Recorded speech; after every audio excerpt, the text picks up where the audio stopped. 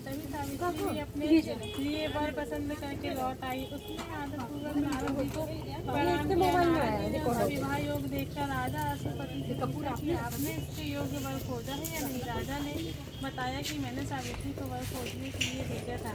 वह लौट कर आई और अब वही बताएगी कि उसने अपने पति रूप में किसे पसंद किया है। राजा की बात सुनकर नारद जी ने सावित्री से पूछा कि तुमने किस वर के साथ विवाह करने का निश्चय किया है। सावित्री ने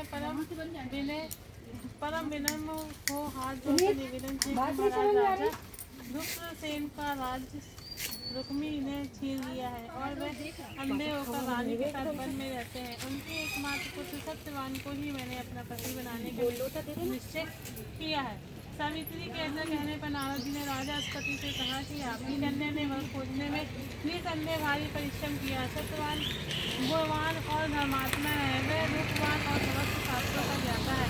वह अपने माता पिता के समान सदा सत्य बोलने वाला है। इसी कारण उसका नाम सत्यवान हुआ।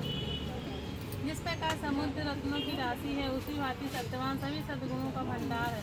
वह सब प्रकार से सावित्री के योग है। वह सब बातों में सावित्री के समान क्षमता रखता है।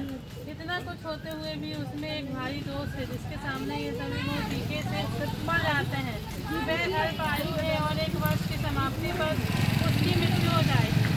नारद जी के मुख से ये वचन सुनकर राजा अश्वपति का चेहरा उदास हो गया और उनके मधुर स्वप्न नष्ट हो गए। नारद जी के वचन कभी मिथ्या नहीं हो सकते। ऐसा विचार कर उन्होंने सावित्री को समझाया कि ऐसे चिरायु व्यक्ति के साथ विवाह करना कल्याणकारक नहीं है, इसलिए कोई अन्य वर पसंद कर लो। पिता की बात सुनकर सावित्री ने कहा कि पिताजी रानी तो एक बार ही अपने पति को चुनती है, बाद में तो कभी मन में भी किसी अन्य पति के क्या हुआ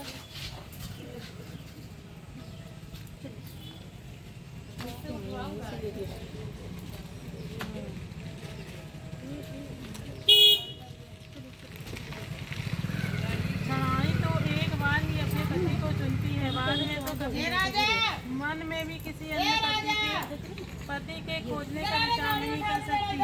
कोई भी संकल्प पहले मन में आता है।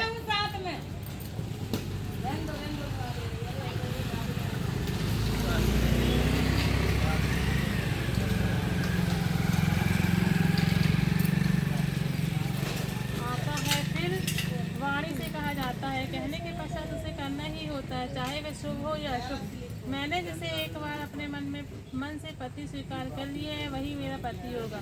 अब मैं किसी दूसरे का वर्णन किस प्रकार कर सकती हूँ। जैसा भी है अब सत्यवान मेरा पति है। मुझे उसके दीर्घायु या अल्पायु होने से कोई हर्ष विचार नहीं है। अब मैं पुरुष की तो बात ही क्या, देवराज बनने को भी स्वीकार नहीं करूँगी। कोई शक्ति मुझे मेरे इस निश्चय से नहीं डिगा सकती। मैं पुनः दृढ़पूर्वक कहती हूँ कि सत्यवान ही मेरा पति होगा। सावित्री का ऐसा दृढ़ संकल्प सुनकर नारद जी ने राजा अश्वपति को संपत्ति दी कि तुम्हें सावित्री का विवाह सत्यवान के साथ ही कर देना चाहिए। यही उचित प्रतीत होता है। इस प्रकार राजा को समझा बुझाकर नारद जी ने अपने स्थान पर चले गए। राजा अश्वपति ने विवाह की समस्त सामग्री इकट्ठी की और कन्या तथा बूढ़े मंत्री को साथ लेकर धुम्रसेन की तपोभूमि में पहुंच गए। वहां पर राजा धुम्रसेन अपनी रानी और राजकुमार सत्यवान के साथ रहते थे। अश्वपति ने उनके पास पहुंचकर अपना नाम बताते हुए उनके चरणों में प्रणाम किया। धुम्रसेन ने अश्वपति के आने का कारण पूछा तो उन्होंने बताया कि मेरी कन्या सावित्री ने आपके पुत्र सत्यवान के साथ विवाह करने का निश्चय किया है। मैं भी इससे सहमत होकर विवाह की तमाम सामग्री लेकर आपकी सेवा में उपस्थित हुआ हूँ। राजा की बात सुनकर धुम्रसेन उदास हो गए और उन्होंने कहा कि अब आप में और मुझ में कैसी समता।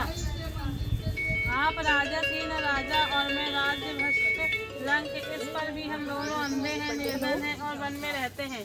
आपकी कन्या ने व्रत के भारी कष्टों को न जाकर ही ऐसा विचार कर लिया है।